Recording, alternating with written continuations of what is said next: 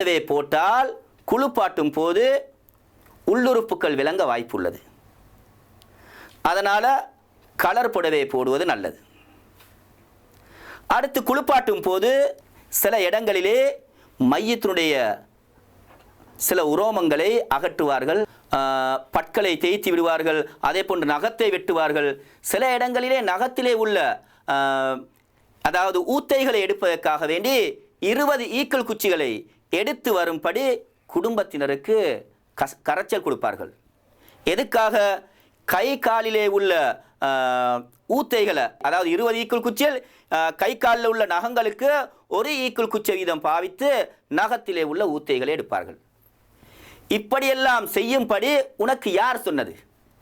இப்படியெல்லாம் செய்யும்படி மார்க்கம் எமக்கு சொல்லவில்லை. அடுத்து குளிப்பாட்டும் போது சில இடங்களில் அதாவது சில ஜிக்கர்களை சொல்லி குளிப்பாட்டுவார்கள். சில இடங்களில் இந்த ஜிக்கரை சொல்லுவது கடமை போன்று செய்வார்கள்.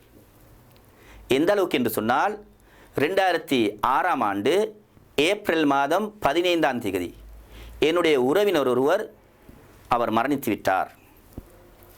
அந்த நேரத்திலே நான் என் குடும்பத்தோடு நுவரலியாவுக்கு ட்ரிப் போயிருந்தேன். மரண செய்தி கிடைத்தவுடனே அங்கிருந்து நாங்கள் புறப்பட ஆரம்பித்தோம். ஜனாசாவுடைய குளிப்பாட்டல், கஃபண்டல் போன்ற விடயங்களை செய்ய வேண்டும் என்பதனால அவசரமாக என்னை வருமாறு அழைப்பு வந்து கொண்டே இருந்தது. நாங்கள் வரும் வழியில் நிறைய டிராஃபிக் இருந்ததுனால வருவதற்கு கொஞ்சம் தாமதமாகியது. அதனால் ஜனாசாவுடைய குளிப்பாட்டல், கஃனிடல் போன்ற விடயங்களை செய்வதற்காக வேண்டி பணத்திற்காக ஒரு ஆளை அழைத்திருந்தார்கள். அவர் மையத்தை குளிப்பாட்ட ஆரம்பிக்கும் போதே நானும் அங்கே வந்து சேர்ந்து விட்டேன். பிறகு ஆலோசனை செய்து என்னை குளிப்பாட்டுமாறும் வந்தவரை கஃனிடுமாறும் முடிவு செய்யப்பட்டது. நான் மையத்தை குளிப்பாட்டி கொண்டிருக்கும் போது அதை தொழிலாக செய்வோர் அந்த இடத்துக்கு வந்து நான் குளிப்பாட்டுவதையெல்லாம் பார்த்து கொண்டு ஏதோ ஒன்றை கூறிக்கொண்டு புலம்பிக் கொண்டிருந்தார். நான் அவரை கூப்பிட்டு, என்ன புலம்புறீங்க? நான் குளிப்பாட்டுவதிலே ஏதேனும் தவறுகள் உள்ளதா என்று நான் அவரிடத்தில் கேட்டேன். அதற்கு அவர் ஆம் என்று சொன்னார். என்ன தவறு என்று கேட்டேன். குளிப்பாட்டும் போது ஷஹாதா கலிமாவை சொல்ல வேண்டும், நீங்கள் அதை சொல்லவில்லை, இது தவறு என்று கூறினார். அப்போ நான் அவரிடத்தில் சொன்னேன், எனக்கு ஷஹாதா கலிமாவை சொல்லுவதற்கு தெரியும். பிறகு அவருக்கு விளங்கும் விதத்திலே அவரிடத்திலே ஒரு கேள்வியை நான் கேட்டேன். நான் மையத்தை எதற்காகவே நாங்கள் குளிப்பாட்டுறோம்? மையத்துக்கு அதுவாகவே குளிக்க முடியாது, அதனால் நாங்கள் குளிப்பாட்டுறோம். இப்போ நாங்கள் எப்படி குளிப்போமோ அதே போன்று தானே மையத்தை குளிப்பாட்டுவது. இப்போ நீங்களும் வாழ்க்கையில் எத்தனையோ தடவைகள் குளித்திருப்பீர்கள். நீங்கள் குளிக்கும் போது எந்த சந்தர்ப்பத்திலாவது அஷ்ஹது அல்லா இலாஹ இல்லல்லா என்ற அந்த ஷஹாதா கலிமாவை சொல்லியதுண்டா என்று நான் அவரிடத்தில் கேட்டேன். அவர் எந்த ஒரு பதிலையும் எனக்கு தராமல் அங்கிருந்து போய்விட்டார். ஆக சங்கைக்குரிய அல்லாஹ்வின் நல்லடியார்களே, நாங்கள் குளிக்கும் போதோ அல்லது மற்றவர்களை குளிப்பாட்டும் போதோ எதையும் கூறும்படி மார்க்கம் எமக்கு கட்டளையிடவில்லை. அடுத்து குளிப்பாட்டி முடிந்ததற்கு பின்னால நெற்றியிலே லா இலாஹ இல்லல்லா என்று எழுதுவது, கண்ணுக்கு சுர்மா இடுவது, இவைகள் எல்லாம் செய்யும்படி மார்க்கம் சொல்லவில்லை. சங்கைக்குரிய அல்லாஹ்வின் நல்லடியார்களே, குளிப்பாட்டும் போது உங்களுக்கு விருப்பம் என்று சொன்னால் இப்படி 2 கிளவுகளை கைகளிலே போட்டு குளிப்பாட்டலாம். விரும்பினால் வெறும் கையோடும் குளிப்பாட்டலாம். குளிப்பாட்டும் போது முக்கியமாக கவனிக்க வேண்டிய விடயம், ஜனாசாவுக்கு 2 பக்கம் இருக்கு, வலது பக்கம், இடது பக்கம். நபிகள் நாயகம் ஸல்லல்லாஹு அலைஹி வஸல்லம் அவர்கள் தங்களுடைய எல்லா விடயங்களிலும் வலது புறத்தை கொண்டு ஆரம்பிப்பதை விரும்பக்கூடியவர்களாக இருந்தார்கள். புகாரிலே 168வது ஹதீஸாக பதிவாகியுள்ளது. ஆயிஷா ரலியல்லாஹு அன்ஹா அவர்கள் கூறுகின்றார்கள், நபிகள் நாயகம் ஸல்லல்லாஹு அலைஹி வஸல்லம் அவர்கள் செருப்பு அணிவதிலும் தலைமுடி சீவுவதிலும் சுத்தம் செய்வதிலும் அவர்களுடைய எல்லா காரியங்களிலும் வலது புறத்தை கொண்டு ஆரம்பிப்பதை விரும்பக்கூடியவர்களாக இருந்தார்கள். எனவே நாங்கள் ஜனாசாவை குளிப்பாட்டும் போது கூட முதலில் வலது புறத்தை கொண்டு ஆரம்பிக்க வேண்டும்.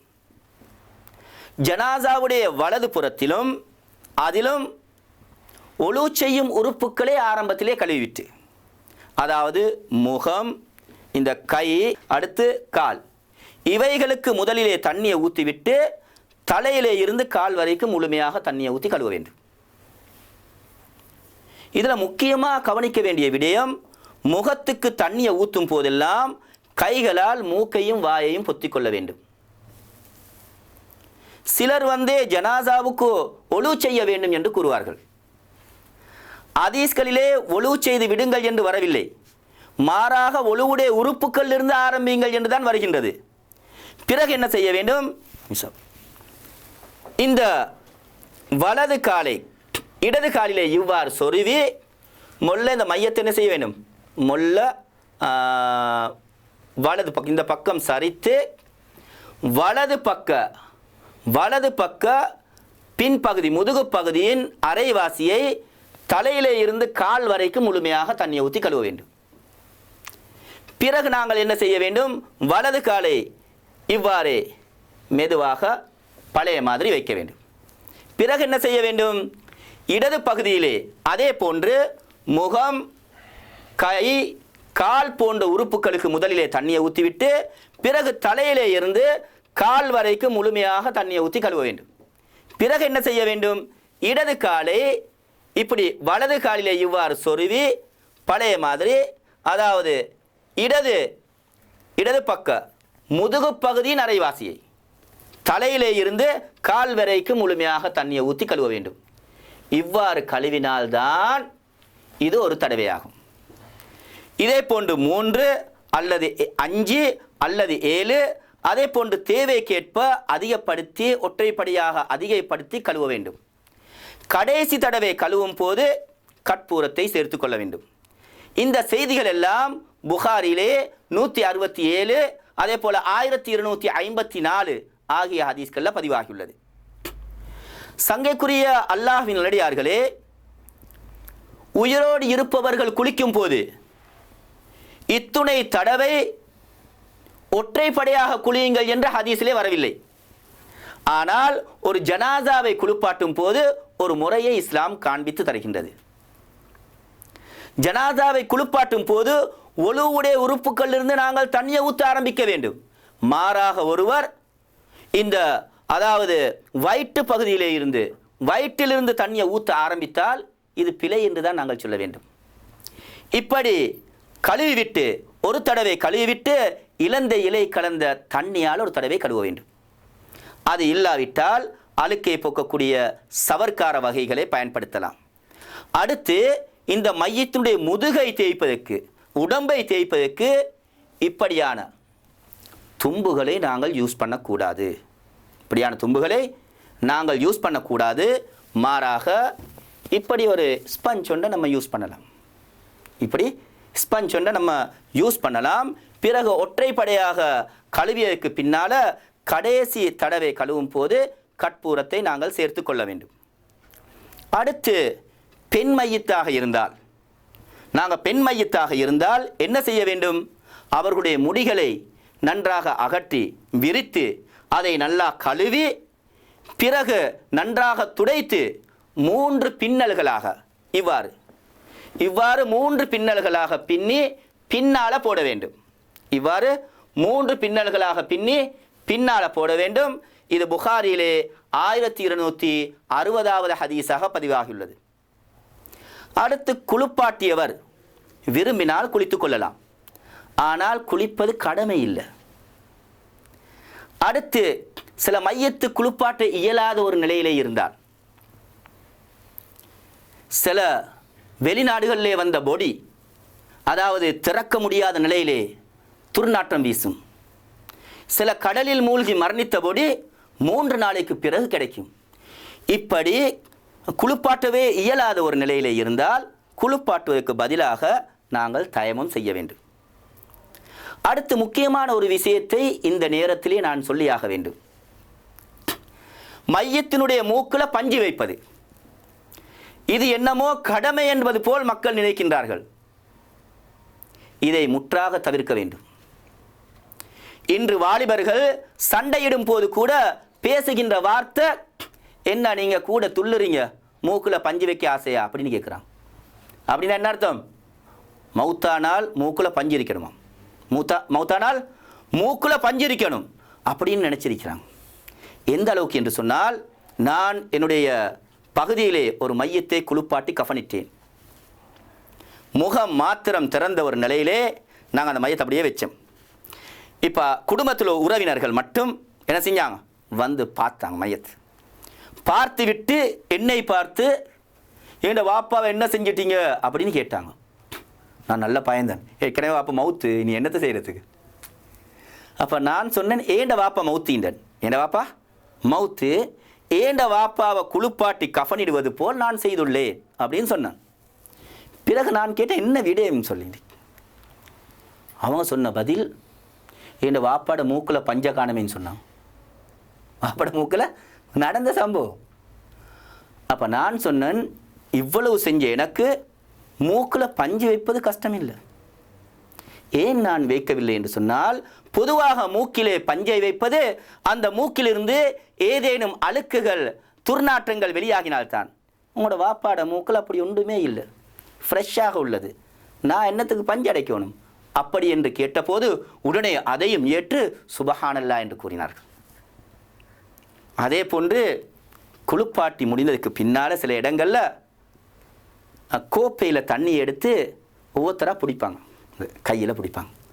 பிடிச்சி அந்த தண்ணியை கடைசியாக என்ன செய்வாங்கன்னு சொன்னால் மையத்துக்கு ஊற்றுவாங்க. இது என்னமோ, அதாவது இப்படி செஞ்சால் குளிப்பாட்ட நன்மை கிடைக்கும்னு நினச்சிக்கிறாங்க. அப்படி ஒரு சித்தாந்தம். இது பிழையான ஒரு அம்சம். உங்களுக்கு தேவைன்னு சொன்னால் குளிப்பாட்டுங்க. உதாரணமாக நான் ஒரு எப்பல் உண்டை உங்களை எல்லோருக்கும் தந்துட்டு பிடிக்க தந்துட்டு அதை நான் சாப்பிட்டால் அது நீங்கள் சாப்பிட்ட மாதிரி ஆகாது. எந்த அளவுக்கு இந்த விடயத்தை கடைபிடிக்கின்றார்கள் என்று சொன்னால், என்னுடைய பகுதியிலே ஒரு இடத்திலே நான் மையத்தை குளிப்பாட்டுவதற்காக சென்றிருந்தேன். எல்லாம் நடந்த சம்பவங்கள். அப்பொழுது நான் பொதுவாக மையத்தை குளிப்பாட்ட சென்றால் என்னை அழைத்து செல்பவரிடத்திலே குர்ஆன் சுன்னாவுக்கு மாற்றமாக நான் எதையும் செய்ய மாட்டேன் என்று நிபந்தனையிட்டு தான் செல்லுவேன். அப்போ அந்த மையத்தை வீட்டின் ஒரு அறையிலே வைத்திருந்தார்கள். அறைக்கு ஒரு ஜன்னல் ஒன்று இருந்தது. அந்த அறைக்கு, குளிப்பாட்டுகின்ற அறைக்கு நான் மையத்தினுடைய வீட்டின் அந்த மகன்மார்களை நான் அழைத்தேன். அவர்கள் வரவில்லை. மூத்த மகன் நான் நினைக்கிறேன் அவருக்கு ஒரு 40 வயது இருக்கும். அவர் ஜன்னலினூடாக குளிப்பாட்டுறதை பார்த்து கொண்டிருந்தார். நான் என்ன செஞ்சேன்னு சொன்னால், மையத்தெல்லாம் குளிப்பாட்டி போட்டு கஃனிட தயாராகும் அந்த வேலையில் வெளியில் ஒரு கோப்பையில் தண்ணியை எடுத்து எல்லாம் பிடிச்சிக்கிறாங்க. எனக்கு விளங்கிட்ட விஷயம், கடைசியாக ஜன்னலினூடாக பார்த்து நிற்கிறாரு, அவரும் பிடிச்சார். பிடிச்சி இப்போ எனக்கு வந்துச்சு கடைசியாக. இப்போ வரவும் இப்போ என்னை அழைத்து சென்று, அப்போ அவரிடத்துல கேட்டு என்ன இதுன்னு கேட்டேன். நிபந்தனையிட்டு தான் நான் வாரன். அதுக்கு போகிற கீழே கொட்டிட்டேன், தண்ணியை கீழே கொட்டி விட்டேன். இதை ஜன்னலினூடாக பார்த்து கொண்டிருந்த அந்த மூத்த மகன் கத்த தொடங்கிட்டார். நான் எதையும் பொருட்படுத்தவில்லை. நான் கஃன் வேலையும் முறையாக செய்துவிட்டேன். பிறகு ஜனாசாவை எடுத்து சென்று நாங்கள் நல்லடக்கம் செய்தோம். பிறகு அந்த மூத்த மகனிடத்திலே நான் அவருக்கு அழகிய முறையிலே அவருக்கு தெளிவுபடுத்தினேன், விளங்கப்படுத்தினேன். அல்லாஹ்வின் கிருபையால் நான் கூறும் கருத்தை அவர் ஏற்றார். எந்த அளவுக்கு என்று சொன்னால், அவர் அப்படி செய்வது மார்க்கத்தில் உள்ளது என்று அவர் நினைத்திருந்தாராம். பிறகு அவர் முழுமையாக விளங்கி கொண்டார். பிறகு அவர் என்னை எங்கு கண்டாலும் கூட என் அருகிலே சலாம் கூறி பேசிவிட்டு தான் செல்லுவார். அவரை காணும் போது எனக்கு மையத்திலே நடந்த அந்த இன்சிடென்ட் சம்பவம் எனக்கு உடனே நினைவுக்கு வந்துவிடும். இப்போ மையத்தை நான் குளிப்பாட்டிட்டோம். குளிப்பாட்டி முடிஞ்சதுக்கு பின்னால் என்ன செய்யணும்? மையத்தை நல்லா என்ன செய்யணும்? துடைக்கணும். நல்லா தொடச்சி தட்டையும் துடைக்கணும். தட்டையும் தொடச்சி அதுக்கு பின்னால் இவர் ஈரமாக தான் எந்திப்பார். இதில் போடுற ஏன்னா துணி, அந்த ஈரமான துணியை நாங்கள் என்ன செய்யணும்னு சொன்னீங்கன்னா, அதையும் எடுத்துட்டேன்னு சொன்னீங்கன்னா, அந்த துணியை நாங்கள் எடுத்து இன்னொரு துணியை போட்டேன்னு சொன்னீங்கன்னா, குளிப்பாட்டுகின்ற அம்சம் முடிவடைந்து விடும். சங்கைக்குரிய அல்லாஹ் நல்லடியார்களே, இப்பொழுது நாங்கள் ஒரு ஜனாசாவுக்கு எப்படி கஃனிடுவது என்ற விவரங்களை முழுமையாக பார்ப்போம். அதாவது மையத்தை குளிப்பாட்டியதற்கு பின்னால துணியால் உடலை மறைக்க வேண்டும். இதற்கு கஃன் என்று மார்க்கம் கூறுகின்றது. கஃனிடும் போது அதாவது அந்த மையத்தினுடைய உடலை மறைக்கக்கூடிய அளவுக்கு துணி இருக்க வேண்டும். புகாரிலே 1264வது ஹதீஸாக பதிவாகியுள்ளது. ஆயிஷா ரலியல்லாஹு அன்ஹா அவர்கள் கூறுகின்றார்கள், நபி ஸல்லல்லாஹு அலைஹி வஸல்லம் அவர்கள் யமன் தேசத்தின் பருத்தினாலான வெண்ணிறமுள்ள 3 துணிகளால் கஃன் செய்யப்பட்டார்கள். லைஸ ஃபீஹின்ன கமீஸ் வலா இமாமா. அந்த 3லே சட்டையோ தலைப்பாகையோ இருக்கவில்லை. எனவே ஒரே அளவிலான வெள்ள புடவை 3 தேவைப்படும். சிலர் என்ன செய்வார்கள் சொன்னால் ஜுப்பா கல்சன் எல்லாம் தைப்பார்கள். இதெல்லாம் ஜனாசா கஃனிலே செய்யக்கூடாது. பெண்களுக்கும் இவ்வாறு தான் கஃனிட வேண்டும். 5 துணிகளால் பெண்களுக்கு கஃனிட வேண்டும் என்று வரக்கூடிய ஹதீஸ்கள் பலவீனமானதாகும். எனவே ஆண்களாக இருந்துட்டாலும் பெண்களாக இருந்துட்டாலும் 3 துணிகளால் தான் கஃனிட வேண்டும்.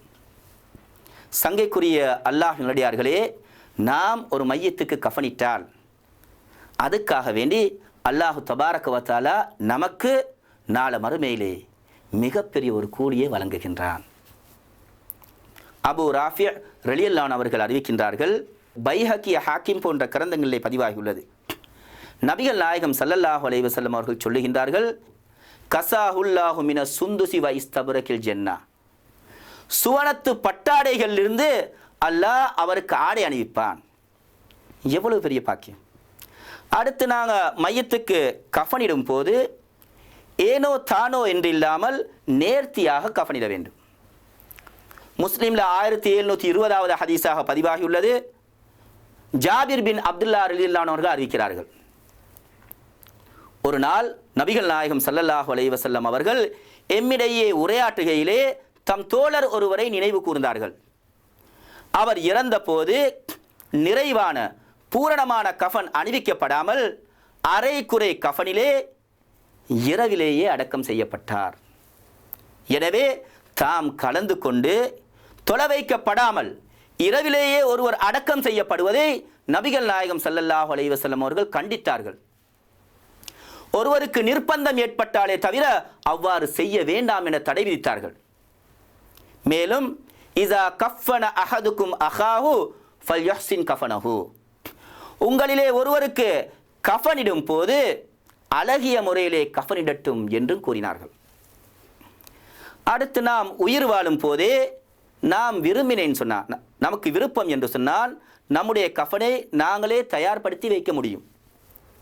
இது புகாரில 1277வது ஹதீஸிலும் 2093வது ஹதீஸிலும் பதிவாகியுள்ளது.